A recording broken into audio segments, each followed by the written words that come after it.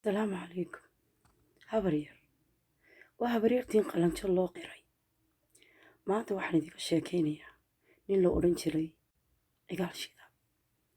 cigaal wuxuu ahaa nin cabsi badan oo fulay ah, wax kastana ka cabsada. markaasaa maalin maalmaha ka mid waxaa lagu yidhi col baa magaaladiini soo galay oo nimankii oo dhan dilaya. markaasaa intuu meel seexday geed hoostii uu mare isku daboolay ayuu naagtiisii ku yidhi markay yimaadaan waxaad ku tidhaahdaa wuu dhintay, ha iga tagaane oo yaanay diline.